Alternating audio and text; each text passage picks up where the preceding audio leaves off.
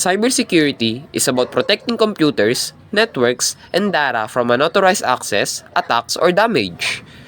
Think of it as a barangay or digital barangay tanod na nagbabantay sa iyong online informations.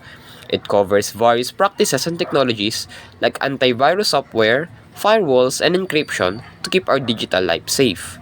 Kasi, with all the online transactions, social media and cloud storages, importante na alam natin paano protektahan ang sarili natin from cyber threats.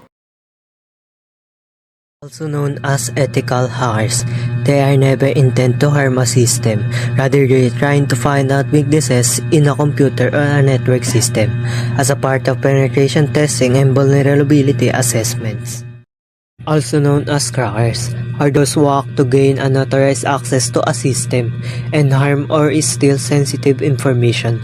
Black hat hacking is always illegal because of its bad intent, which includes stealing corporate data, violating privacy, damaging the system, blocking network communication, and etc.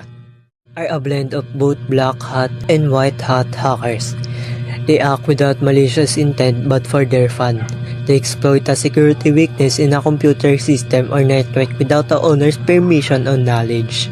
Their intent is to bring the weakness to the attention of the owners and getting appreciation or a little bounty from the owners. Apart from the above well-known classes of hackers, we have the following categories of hackers based on what they hack and how they do it. Red hat hackers often target government agencies and sensitive data, aiming to expose vulnerabilities and protect against threats.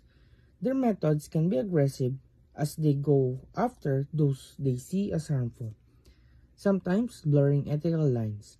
Blue hat hackers are independent security experts who test software before it launches. They're on the lookout for vulnerabilities, ensuring that systems are secure and ready for use. Microsoft also hosts Blue Hat Security Conference to foster collaboration and share cybersecurity knowledge. Elite hackers are the top-tier experts in the hacking world. Known for their exceptional skills and deep knowledge, they often discover and share new exploits, earning respect among their peers. Their status reflects not just technical ability but also a strong reputation within the hacker community. Script kiddies are typically newcomers with limited skills who rely on ready-made scripts and tools to hack into systems.